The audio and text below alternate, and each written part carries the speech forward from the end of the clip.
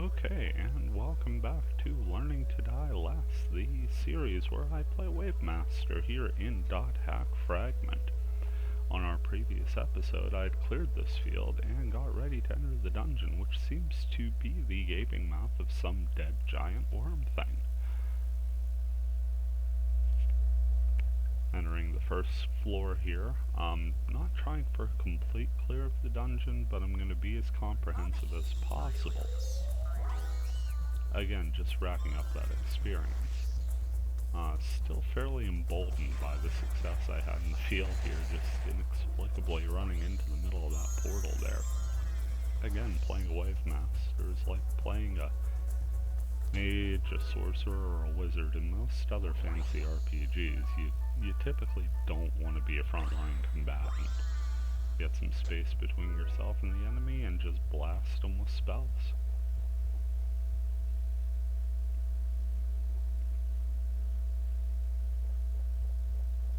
Moving on here, grabbing a chest before I activate the portal. The portals will activate when you get close enough to them.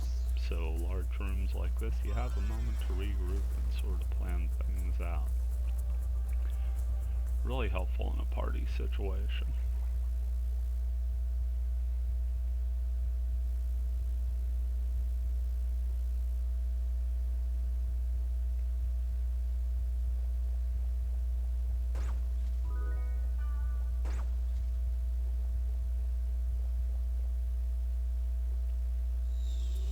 Move on to the next room here, another combat.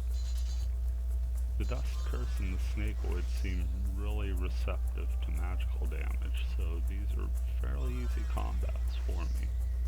Here I decided to maneuver until they were close enough to both be hit by the earth tornado and finish them off with one spell. So in Fragment, the details of character creation actually matter a great deal. Whether your character is male or female, whether they're tall, whether they're skinny, all of that actually impacts the amount of hit points and skill points you get. So my Wavemaster doesn't have the most mana as far as Wavemasters at that level goes, but he's a fairly beefy caster. He's a tank mage, if you will. Albeit a tank mage with no armor or really any way to stop the damage from hitting him.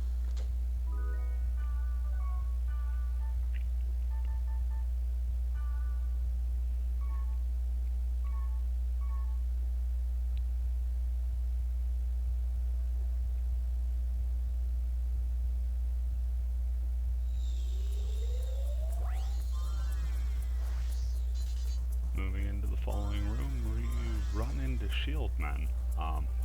Fairly stout magical defense from the looks of it. It's taken a few spells to put him down. And I got hit with a debuff there. It's physical accuracy down, as you can see from the little reddish-pink shading on the little display at the bottom of the screen. Not really my biggest concern, as it's not my plan to go up and bop these things on the head with the wand.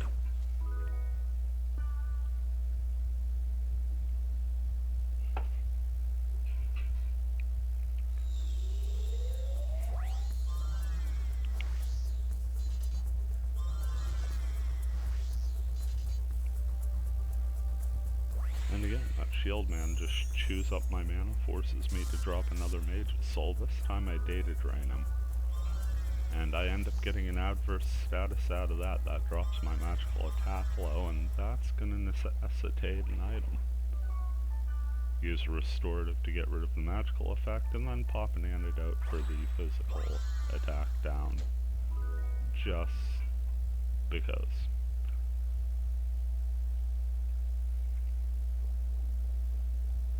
Always kind of like the creepy aesthetic of this style of dungeon with the exposed bones and everything.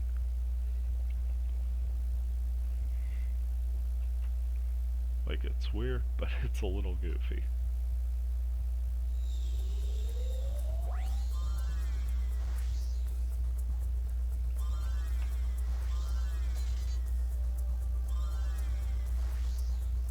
Again, Dust Curse goes down in one spell, and it takes 3 to take down a shield man.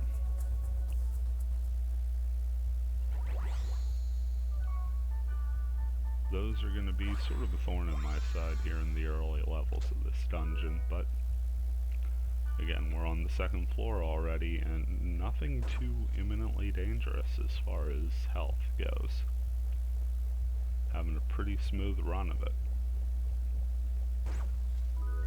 This Wave Master is actually my 3rd character. It's my 2nd. Although I also run a Blade Master and a Long Arm. The Blade Master is your typical fighter, and the Long Arm uses lances, and I'm trying to build that one. That one's got me a little perplexed on how to play it. By far and away, it's been my toughest level up, but that could just be bad luck or poor selection of boards. Wave Master was a little daunting, but I'm starting to get the hang of it. At least I think I am. Enough to actually talk over these videos, at least. Let me know in the comments below if you think I'm playing well. I'm fairly certain that internet comments are usually productive and friendly. Heading into the next room here. Another giant skeleton dude.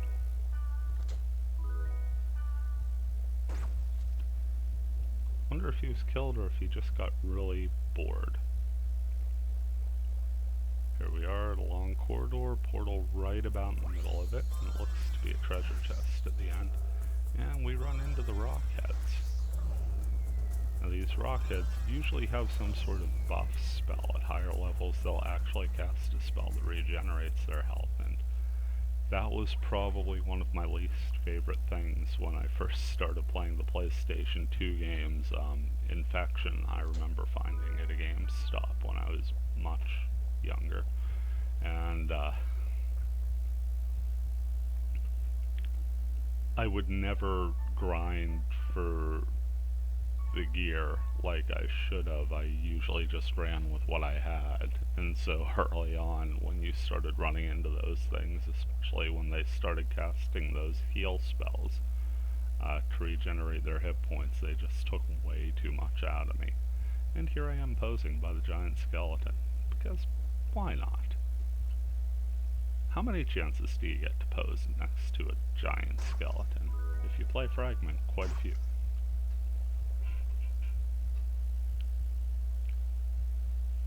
These diagonal hallways, I've noticed, almost never have portals in them in dungeons. They're sort of a nice little welcome. Take a breather, relax, let the skill points regen a bit.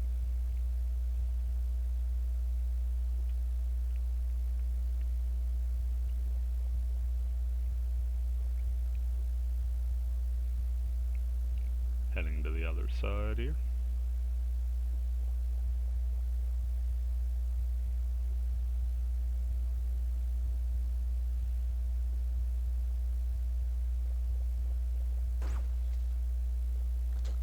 So we've got a treasure chest here with yet another meteor swarm in it, and I'll pick up an antidote out of that corpse warrior.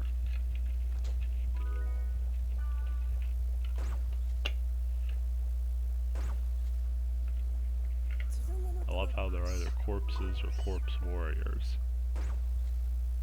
Apparently only one type of fighting class was allowed in, and everybody else was just a basic level 1 townsperson.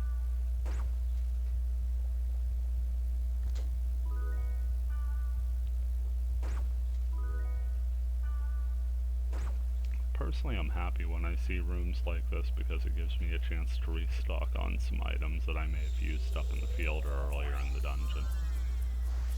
Those breakable items, of course, will respawn every time you re-enter the room after leaving, so if you're really in a pinch, you could run back and forth and just keep hitting them and hope to get what you want. It's sort of a weird item lottery. But again, if you're in a pinch, you really need some more antidotes. It's a viable strategy. It's not like the monsters are coming back. Disarm that chest there and pick up a green sword.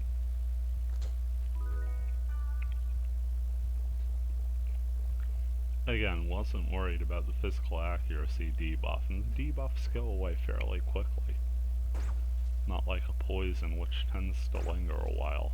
So if you're playing the game and you get a status debuff that isn't necessarily detrimental to your character, just let it ride. Save the item, that's money in the bank.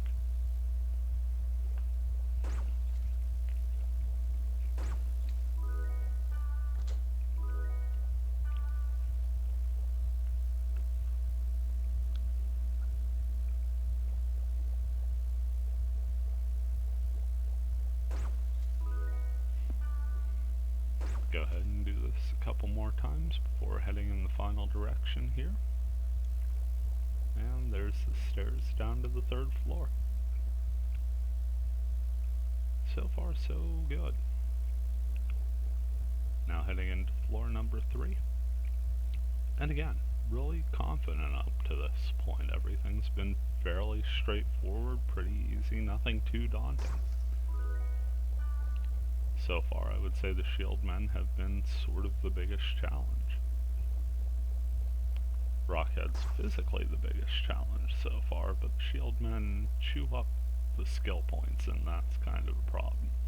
Making a more conscious effort to save skill points instead of mana. If for no other reason than I tried to record this earlier and I screwed up the levels and none of the voice came through. So I've now gotten sick of saying the word mana.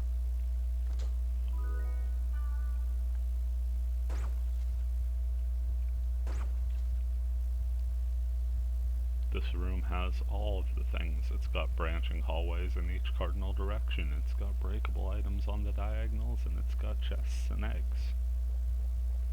Now we move into a tiny room with a large skeleton. Perhaps he couldn't fit through the door. Yeah, I'm gonna go with that. He couldn't fit through the doors. He got in and he couldn't get out.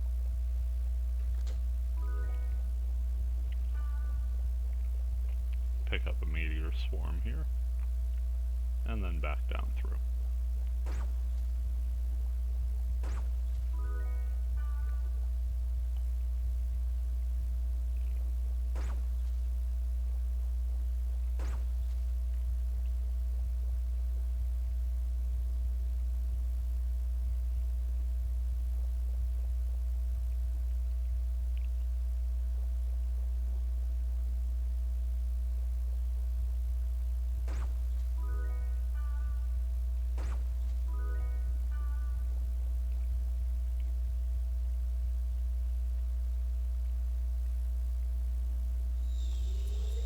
Heading into another corridor here, and we have a shield man and a dust curse.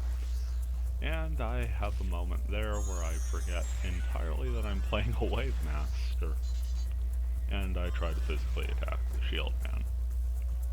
Maybe a moment of just instinctive frustration at seeing it, I don't know. Again, this is older footage.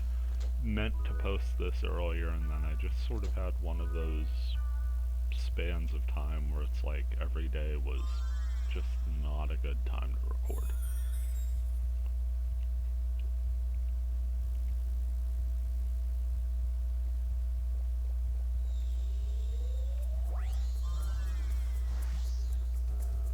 Here we've got another Rockhead and Dust Curse. The Dust Curse, besides being a weird name for a floating sword and shield, is sort of the easy mode for me in this dungeon. They fall fairly simple, very receptive to magic damage, and they're good, consistent experience. Rockheads take a little bit of work, but that 13 experience per kill is a rather tangible number. For those unfamiliar with the leveling system of this game, each level is 1,000 points.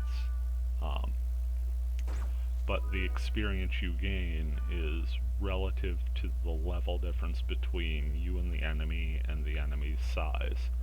So larger enemies will give more experience, but they tend to be tougher to take down. By the same route, a large enemy that's 2 levels lower than you is going to give far less experience, but be an easier target than a large enemy that's equal level.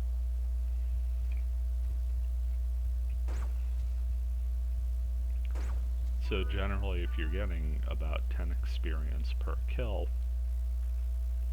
you're going to progress fairly consistently. Through a large-sized dungeon, you've got a pretty good shot at leveling up.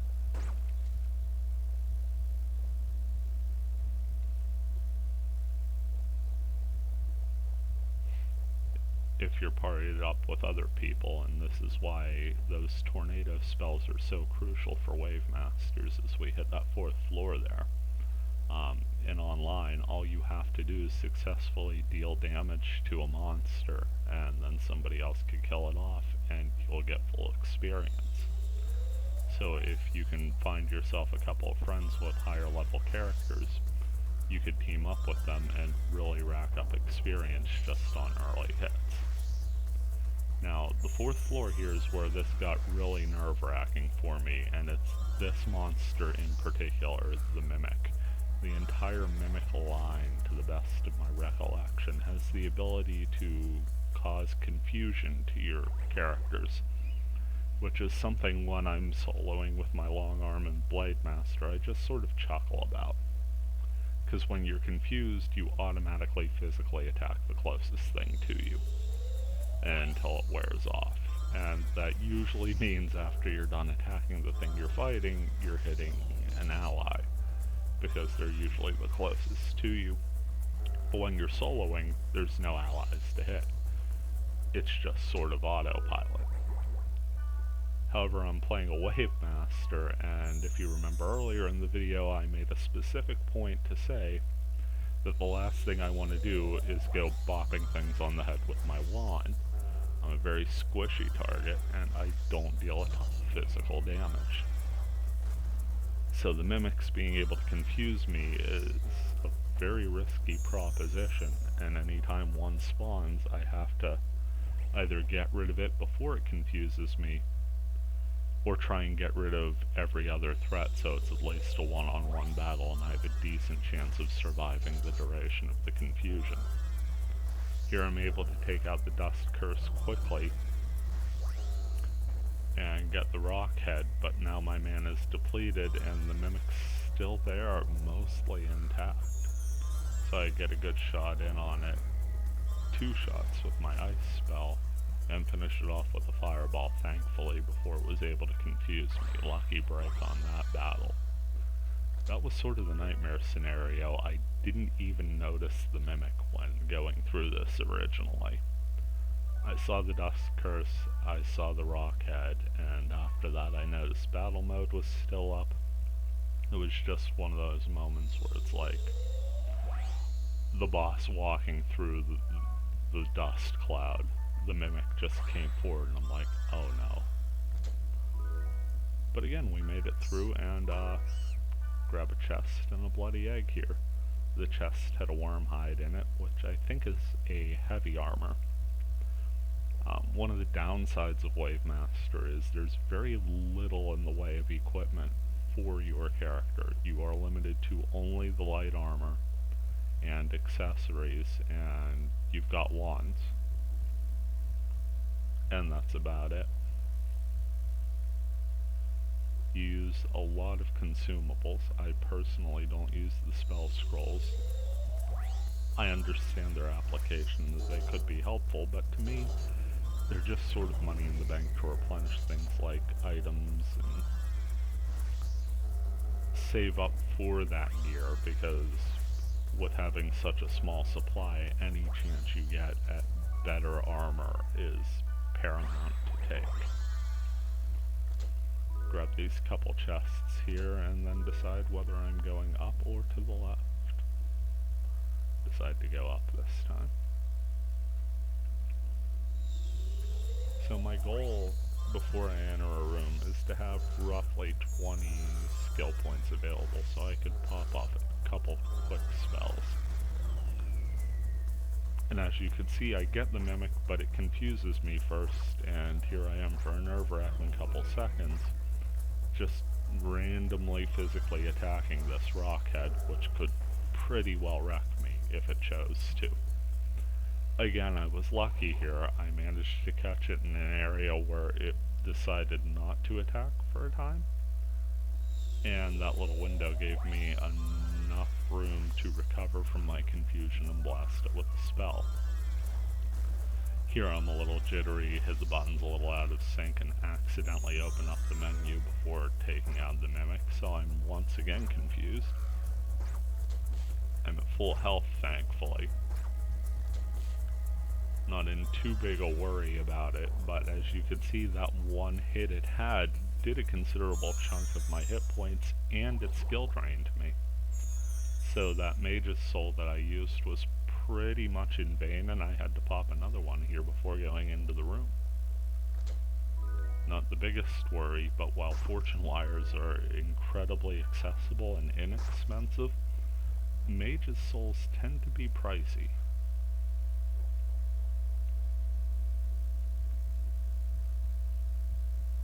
Of course, we are in the 4th level of the dungeon, and you kind of expect to have to dig deep at this point. Speaking of deep, we're now heading down to the 5th level. Just past the 20-minute mark of this video. If you're still with me, thanks again. This is Grumpy Old Guy Gaming, and this is episode 5 of the Learning to Die Less series. If you're not with me, everything I just said just kind of went by and you didn't notice.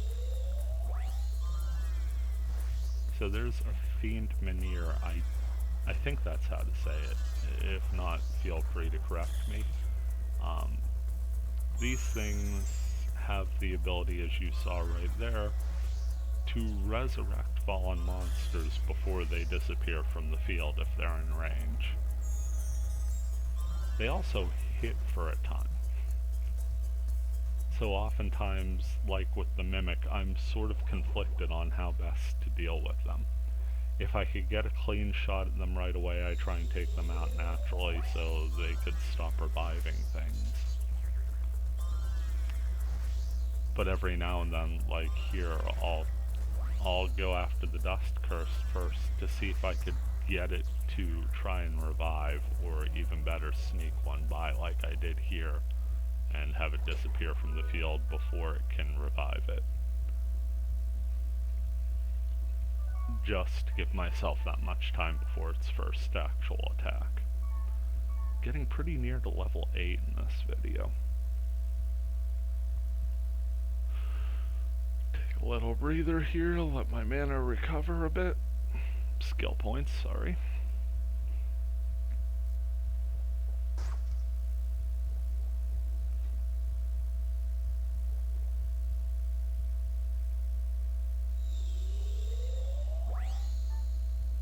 Check this room out. Again, I try and cast a spell on a treasure chest.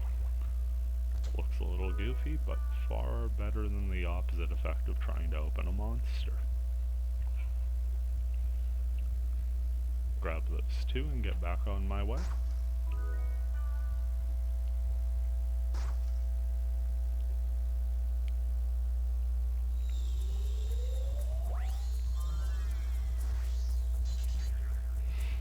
So 1 Menhir is bad, 2 Menhirs are worse, and 3 Menhirs are almost always character death for me at low levels. If I'm feeling cheeky, I try and get these guys both down to low health and kill them at the same time. A lot of times I'll just try and reserve 10 mana and data drain one, as you typically get a protect break out of them. Here I just kept spamming spells until I was fortunately able to wipe them both.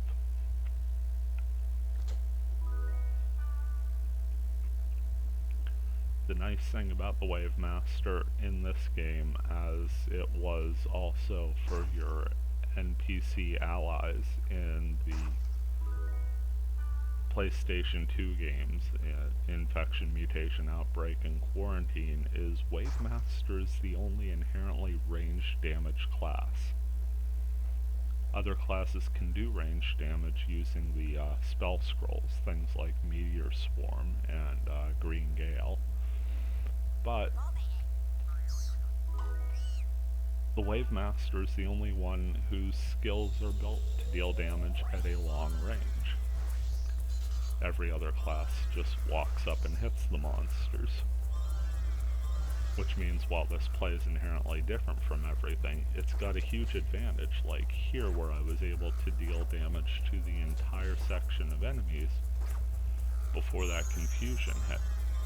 Still left me one-on-one with a mimic, which is, again, not a place I prefer to be, and I got confused twice in this battle. Probably cursing a little when I was playing this.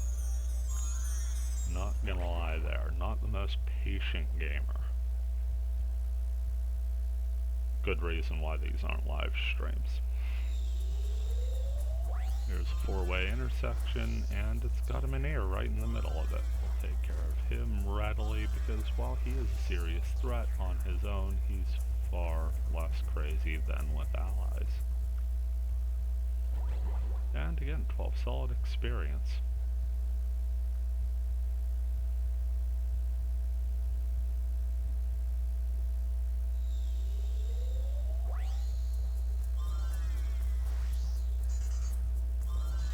Get a couple Dust Curse and a Mimic here, so I'm pretty able to get to a one-on-one battle again. And I've got the Mimic fairly low on hit points. Finish it off here before it gets a chance to do anything too terrible, and again, it's a good ways away, just barely in range from the looks of it. Come up to this little stone altar here and grab the golden egg.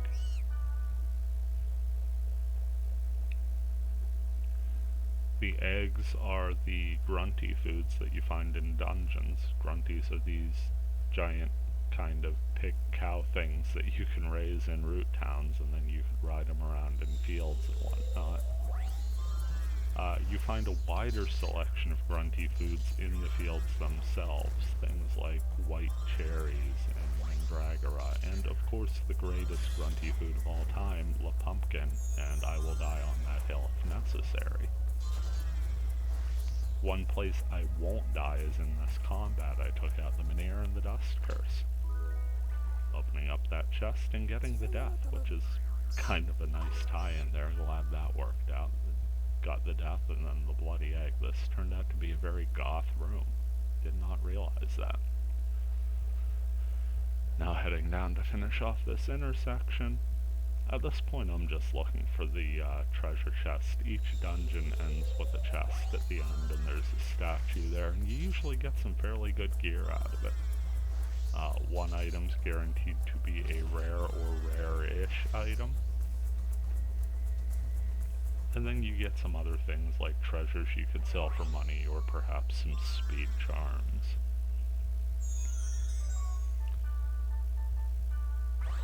Big thing is you get 3 items out of the chest. Pick up a grand armor there, and as you can see, all of these items I'm picking up and looking at the equipment, absolutely none of it's usable for a Wave Master. So I'm kinda sticking with what I got, pretty much because I'm not getting anything I could use. The one item I could use that I picked up is a cougar bandana, but I've already got one of those equipped.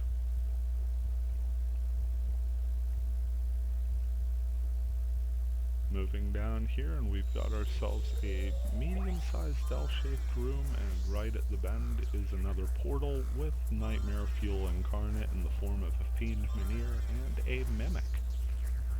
Go ahead, see what we could do about the Menhir, because the thought of a Mimic being revived is far more terrifying to me than just dealing with the Menhir.